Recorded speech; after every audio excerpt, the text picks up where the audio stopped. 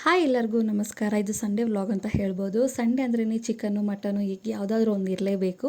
ಅದಕ್ಕೋಸ್ಕರ ನಾನು ಈ ಸಂಡೇ ಏನು ಮಾಡ್ತಿದ್ದೀನಿ ಅಂತಂದರೆ ಚಿಕನ್ ಸಾರು, ಚಿಕನ್ ಫ್ರೈ ಮತ್ತು ರಾಗಿ ಮುದ್ದೆ ಮತ್ತು ಪಾಪಗೋಸ್ಕರ ಅನ್ನ ಮಾಡ್ತಿದ್ದೀನಿ. ಅವನು ಮುದ್ದೆ ತಿನ್ನೋದಿಲ್ಲ.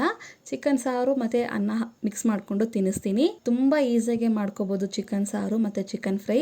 ಈ ಎರಡೂ ರೆಸಿಪಿನ ನಾನು ಆಲ್ರೆಡಿ ಪೋಸ್ಟ್ ಮಾಡಿದ್ದೀನಿ. ಇಷ್ಟ ಇದ್ದರೆ ಹೋಗಿ ಒಂದ್ಸರಿ ಮಿಥುನ್ ರಾಜ್ ಅಡುಗೆ ಮನೆ ಅನ್ನೋ ಚಾನಲ್ ಇದೆ ಅಲ್ಲ ನಂದು, ಅದರಲ್ಲಿ ಒಂದ್ಸರಿ ವಿಸಿಟ್ ಮಾಡ್ಬೋದು.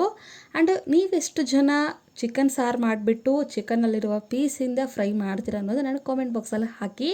ನಾನಂತೂ ಆದಷ್ಟು ಟೈಮ್ನ ಸೇವ್ ಮಾಡಬೇಕಂತ ಹೇಳಿ ಈ ಥರ ಮಾಡ್ತಾ ಇರ್ತೀನಿ. ನಾನು ರಾಗಿ ಮುದ್ದೆ ಮಾಡಬೇಕಂದ್ರೆ ಅನ್ನನ ಹಾಕಿಬಿಟ್ಟು ರಾಗಿ ಮುದ್ದೆ ಮಾಡ್ತೀನಿ, ಹಂಗಾದ್ರೆ ಚೆನ್ನಾಗಿರುತ್ತೆ. ಊಟ ಎಲ್ಲ ಮಾಡಿದ ಮೇಲೆ ಸ್ವಲ್ಪ ಬ್ಲೌಸ್ ಸ್ಟಿಚ್ ಮಾಡಬೇಕಿತ್ತು. ನನ್ನ ಬ್ಲೌಸ್ನ ನಾನೇ ಸ್ಟಿಚ್ ಮಾಡ್ಕೊತೀನಿ. ಸ್ಟಿಚ್ ಮಾಡ್ಕೊಂಡಿದ ನಂತರ ಸ್ವಲ್ಪ ರೋಸ್ ಮೇರಿ ಗಿಡನ ಇಡಬೇಕಿತ್ತು ಪಾಟಲ್ಲಿ. ಅದಕ್ಕೆಲ್ಲ ಇಟ್ಮೇಲೆ ಅದಕ್ಕೆಲ್ಲ ನೀರು ಹಾಕಿ ಇವತ್ತಿನ ವ್ಲಾಗ್ ಇಲ್ಲಿಗೆ ಎಂಡ್ ಮಾಡ್ತೀನಿ.